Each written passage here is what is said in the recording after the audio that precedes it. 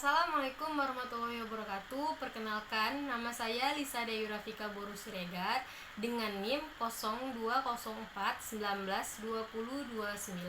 Saya berasal dari program studi Hukum Ekonomi Syariah semester 3A Fakultas Syariah dan Hukum Universitas Islam Negeri Sumatera Utara. Nah, kali ini saya akan menjelaskan sistem politik Islam Indonesia dalam perspektif fikih siasa guna untuk memenuhi tugas mata kuliah saya, yaitu fikih siasa. Nah, sistem politik Islam Indonesia dalam perspektif fikih siasa. Yang pertama, saya akan menjelaskan apa itu pengertian dari sistem politik Islam. Sebelum kita memasuki apa itu sistem politik Islam, kita harus mengetahui dulu nih apa itu pengertian dari politik dan politik Islam. Apa itu politik? Politik adalah berasal dari kata politik dalam bahasa Inggris yang artinya yaitu sifat pribadi atau perbuatan. Menurut salah satu ahli yaitu Deliarnor, ia mengatakan bahwasannya politik adalah segala aktivitas atau sikap yang berhubungan dengan kekuasaan yang bermaksud untuk mempengaruhi dengan jalan mengubah atau mempertahankan suatu macam bentuk susunan masyarakat. Kemudian apa itu politik Islam? Dalam perspektif Islam, politik ini berasal dari kata al-siyasah, yang mana kata siyasah ini mengandung kata sasa yang artinya mengatur, mengurus, dan memerintah. Jadi politik Islam ini berkaitan dengan mengatur dan mengurus manusia dalam hidup bermasyarakat dan bernegara dengan membimbing mereka kepada kemaslahatan dan menjauhkan mereka kepada kemudaratan.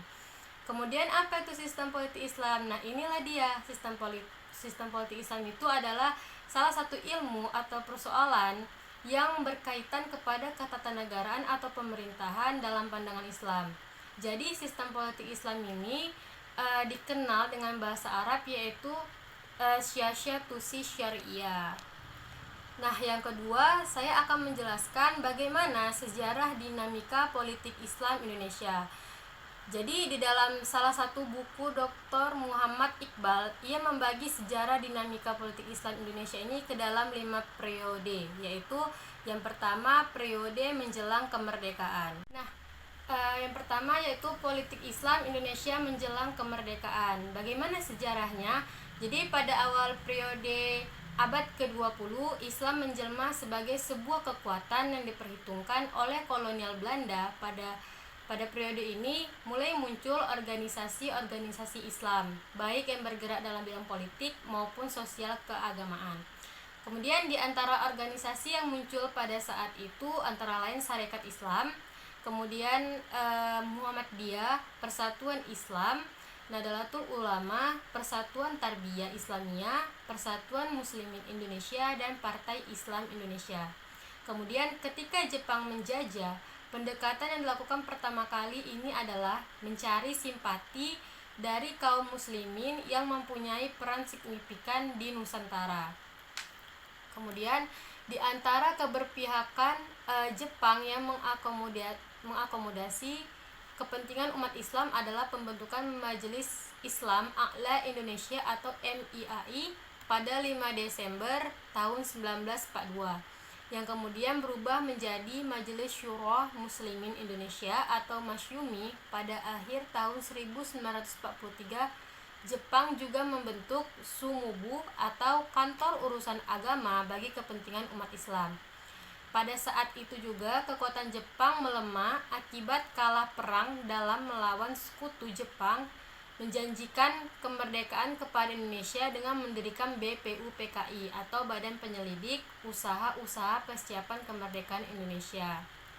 Tujuannya apa? Untuk merumuskan masalah dasar negara berhubungan antara kepala negara, kabinet, dan parlemen. Di BPUPKI inilah perdebatan ideologis antara para pengusung Islam sebagai dasar negara dan nasional sekuler berlangsung serta kelompok kebudayaan Jawa yang berasal dari Jawa Tengah.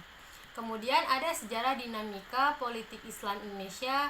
Yang kedua yaitu politik Islam era demokrasi liberal. Setelah membahas tentang politik Islam yang pertama tadi, yaitu pada masa kemerdekaan dengan mengalahnya umat Islam dalam memperjuangkan Islam sebagai ideologi demokrasi liberal ini ditandai dengan dikeluarkannya maklumat 10 Bung Hatta pada tahun 1945 yang berisi tentang diberikannya kesempatan bagi rakyat Indonesia untuk mendirikan partai politik dan menyalurkannya aspirasi politiknya. Nah, tokoh-tokoh Islam pun mengharapkan agar pemilu dapat dilaksanakan secepatnya, namun berhubung kondisi politik Indonesia yang belum stabil dan masih diliputi banyak pergolakan pemilu, jadi karena pada saat itu masih banyak pergolakan, pemilu belum bisa dilangsungkan. Tokoh-tokoh Islam pun mengharapkan agar pemilu dapat dilaksanakan secepatnya. Namun berhubung kondisi politik saat itu, politik Indonesia saat itu belum stabil, maka pemilu belum bisa dilangsungkan walaupun telah ada maklumat Bung Hatta pada saat itu. Barulah pada tahun 1955 pemilu pertama di Indonesia dilaksanakan. Dari pemilu ini terdapat 3 ideologi yang memperoleh suara terbesar. Ketiga kelompok tersebut adalah Islam nasionalis dan komunis. Dari perolehan hasil kursi, maka terdapat kekuatan partai besar yaitu PNS, Masyumi, NU, dan PKI. Meskipun partai-partai Islam bersaing dalam memperebutkan pengaruh, mereka tetap memiliki suara bulat untuk memperjuangkan Islam. Di tengah pergolakan tersebut, akhirnya Presiden Soekarno mengeluarkan dekrit 5 Juli 1959. Lewat dekrit ini, Soekarno membubarkan Konstituante dan menyatakan Indonesia kembali kepada Undang-Undang Dasar 1945. Dengan keluarnya dekrit tersebut, kelompok Islam kembali mengalah dalam memperjuangkan Islam sebagai dasar negara. Yang ketiga, sejarah dinamika politik Islam Indonesia yang ketiga yaitu politik Islam era demokrasi terpimpin. Dengan dikeluarkannya dekrit oleh Soekarno menandai era baru dalam peta politik Indonesia yang dikenal sebagai istilah demokrasi terpimpin. Masa ini merupakan masa tersulit bagi umat Islam untuk bisa memperjuangkan Islam sebagai dasar negara. Soekarno yang terobsesi untuk menjadi penguasa mutlak membubarkan Partai Masyumi pada saat itu dan memberlakukan demokrasi terpimpin.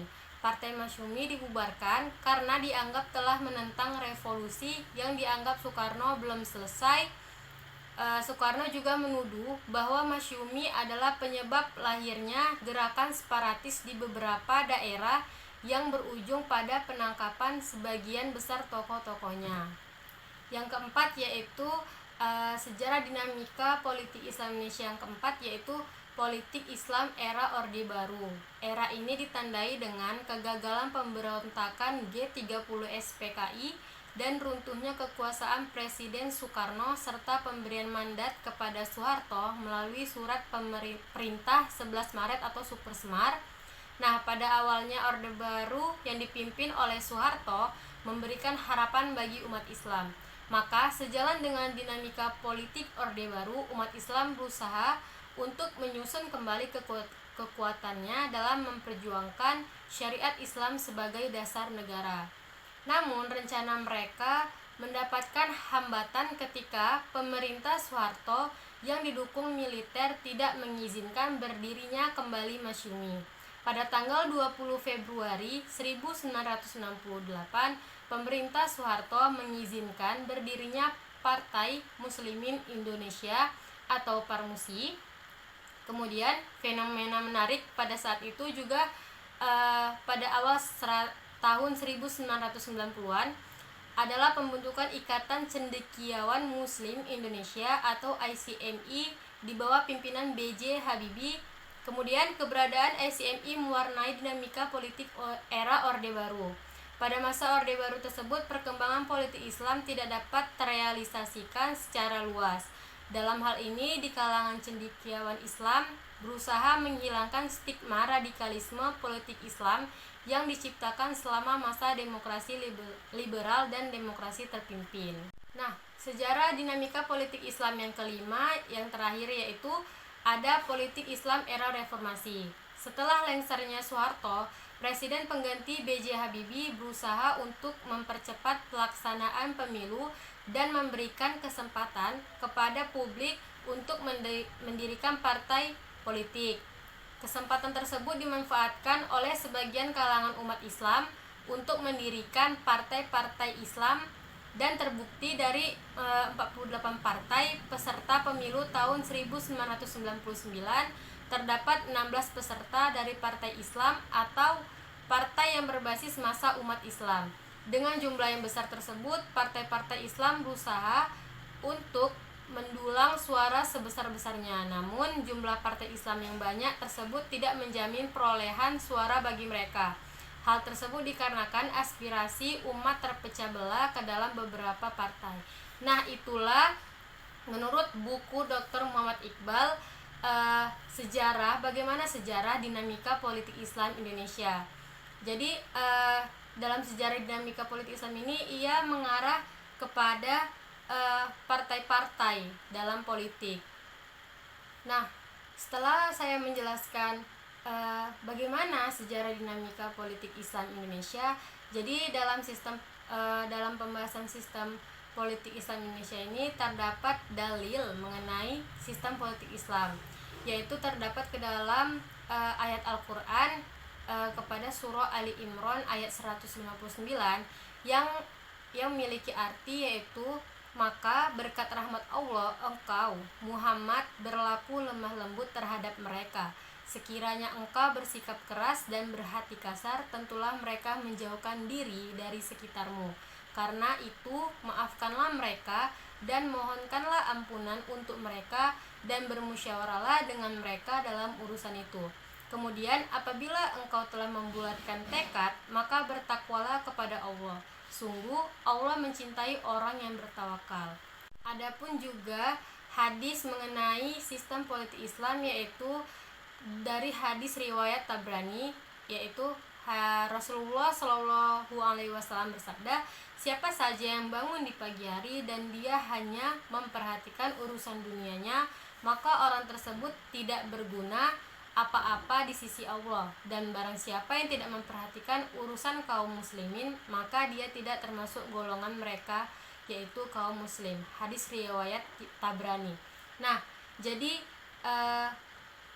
itulah dalil yang mengenai sistem politik Islam, yaitu terdapat pada surah Ali Imran ayat 159 dan hadis riwayat Tabrani. Selanjutnya penjelasan dari sistem politik Islam Indonesia ini, saya akan menjelaskan apa itu paradigma sistem politik Islam. Nah, jadi sistem politik Islam ini terbagi ke dalam 3 kelompok paradigma, yaitu paradigma integralistik, yaitu paradigma ini memecahkan masalah yang dikotomi dengan mengajukan konsep bersatunya agama dan negara. Agama dan negara dalam hal ini tidak dapat dipisahkan. Wilayah agama juga meliputi politik atau negara. Oleh karena itu, menurut paradigma ini, negara merupakan lembaga politik dan keagamaan. Paradigma ini juga dianut oleh kelompok Syiah yang pemikiran politiknya memandang bahwa negara adalah lembaga keagamaan dan mempunyai fungsi kenabian. Kemudian yang kedua ada paradigma simbiotik. Paradigma yang kedua ini memandang agama dan negara berhubungan secara simbiotik, yaitu berhubungan erat secara timbal balik saling memerlukan. Dalam hal ini, agama memerlukan negara karena negara agama dapat berkembang. Sebaliknya, negara memerlukan agama karena dengan agama negara dapat berkembang dalam bimbingan etika dan moral. Selanjutnya, paradigma yang ketiga yaitu paradigma sekuleristik, yaitu menurut paradigma ini Islam hanya mengatur hubungan manusia dengan Tuhan, sedangkan hal-hal yang berkaitan dengan kehidupan bermasyarakat dan bernegara pengaturannya diserahkan sepenuhnya kepada umat manusia. Salah satu orang yang memprakarsai paradigma ini adalah Ali Abdul Razik pada tahun 1925. Ia menerbitkan sebuah risalah yang berjudul Al-Islam wa Usul al-Hukm. Menurutnya, pembentukan negara tidak disarankan oleh agama atau syariat, melainkan berdasarkan akal umat.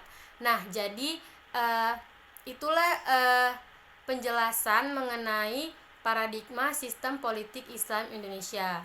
Selanjutnya, adapun ruang lingkup sistem politik Islam. Secara garis besar, objek pembahasan sistem politik Islam ini meliputi pertama siasa dusturia, kemudian yang kedua siasa dauliyah, dan yang ketiga siasa ma'liyah.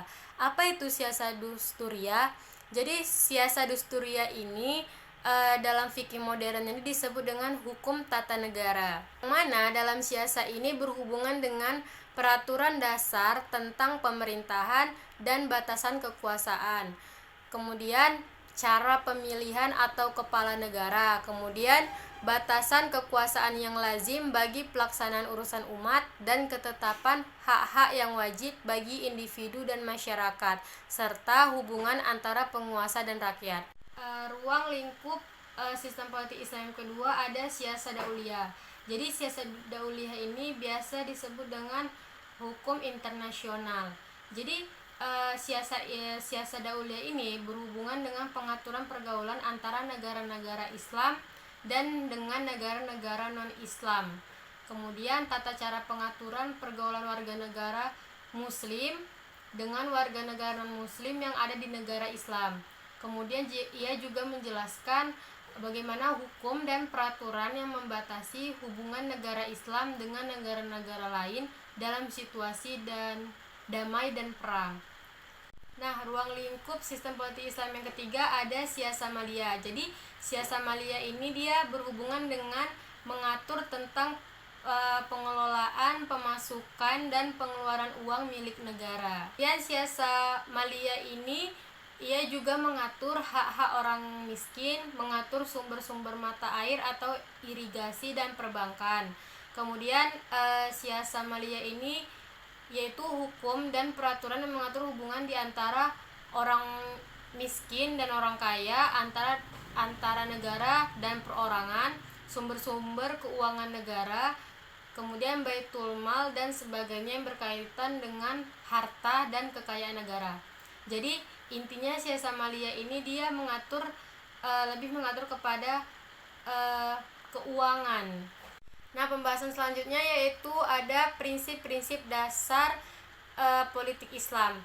Jadi prinsip-prinsipnya itu ada kedaulatan, yang mana kedaulatan ini memiliki arti kekuasaan tertinggi dalam suatu negara. Dan dalam politik Islam, kedaulatan ini terdapat ke dalam Quran surah Yusuf ayat 40. Kemudian yang prinsip dasar politik yang Islam yang kedua ada musyawarah, yakni asas musyawarah yang paling utama adalah berkenaan dengan pemilihan ketua negara dan orang-orang yang akan menjawab tugas-tugas utama dalam pentadbiran ummah. Hal ini tertera ke dalam Quran surah Ali Imran ayat 159. Prinsip dasar politik Islam yang kedua ada keadilan. Prinsip keadilan yang terkandung dalam sistem politik Islam meliputi dan merangkumi segala jenis perhubungan yang berlaku dalam kehidupan manusia. Hal ini terkait ke dalam Quran surah An-Nisa ayat 58. Kemudian yang keempat yaitu kebebasan. Kebebasan yang dipelihara oleh sistem politik Islam ialah kebebasan yang ma'ruf dan kebijakan yang sesuai dengan Al-Quran dan hadis. Yang kelima yaitu ada persamaan. Persamaan di sini terdiri pada persamaan dalam mendapatkan dan membentuk hak. Jadi persamaan ini tertera ke dalam surah Al-Hujurat ayat 13. Yang keenam ada hak dan kewajiban negara dan rakyat. Jadi prinsip hak dan kewajiban dan rakyat ini ditemukan dalam Quran surah An-Nisa ayat 59. Dan yang terakhir ada prinsip amar ma'ruf nahi mungkar. Hal ini tertera ke dalam surah Ali Imran ayat 104. Nah, jadi itulah prinsip-prinsip dasar politik Islam. Jadi prinsip dasar politik Islam ini ada 7, yaitu kedaulatan, musyawarah, keadilan, kebebasan, persamaan, hak dan kewajiban negara dan rakyat, serta prinsip amar ma'ruf nahi mungkar. Dan yang terakhir saya akan menjelaskan asas-asas dari politik Islam. Yang pertama ada hakimiyah ilahiyah. Jadi hakimiyah atau memberikan kuasa pengadilan dan kedaulatan hukum tertinggi dalam sistem politik Islam hanyalah hak mutlak Allah. Jadi hakimiyah ilahiyah ini tertera ke dalam surah Al-Qasas ayat 70 yang mana artinya, dan dialah Allah, tidak ada Tuhan yang berhak disembah melainkan Dia. Baginya lah segala puji di dunia dan di akhirat, dan baginya lah segala penentuan, dan hanya kepadanya lah kamu dikembalikan.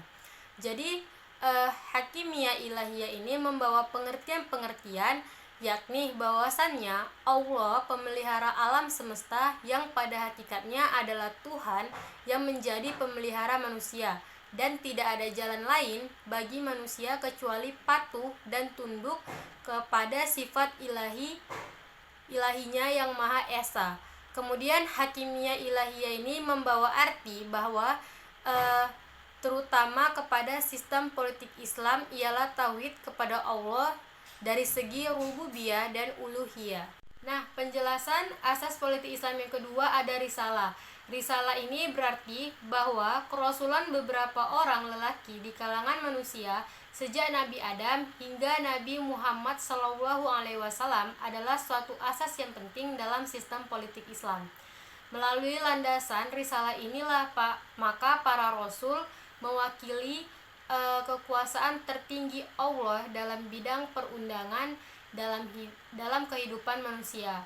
Para rasul menyampaikan, mentafsir, dan menerjemahkan segala wahyu Allah dengan ucapan dan perbuatan. Yang ketiga yaitu ada khilafah. Jadi dalam politik Islam ini ada asas yaitu khilafah.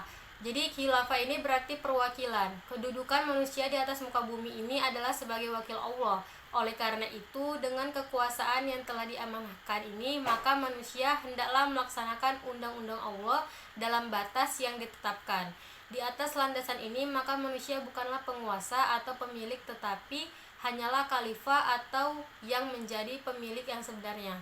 Adapun firman Allah mengenai khilafah ini yaitu pada surah Yunus ayat 14 yang berarti kemudian kami jadikan kamu pengganti-pengganti mereka di muka bumi sesudah mereka, supaya kamu memperhatikan bagaimana kamu berbuat. Nah, arti tersebut mengandung kepada khilafah, yang mana khilafah ini termasuk ke dalam politik Islam, yang mana khilafah ini pada saat zaman Nabi yaitu dapat diartikan kepada kepala pemerintahan. Nah, jadi sampai saat ini asas-asas dari politik Islam itu masih dipakai seperti hakimiyah ilahiyah. Jadi hakimiyah ilahiyah ini ia berfokus kepada Allah. Jadi subjek utamanya itu adalah Allah. Kemudian ada risalah dan kemudian ada khilafah, yaitu kepala pemerintahan pada zaman Nabi. Baiklah, demikianlah penjelasan dari saya mengenai sistem politik Islam di Indonesia. Apabila ada kesalahan kata dalam penjelasan saya mohon maaf. Wabillahi taufiq wal hidayah. Wassalamualaikum warahmatullahi wabarakatuh.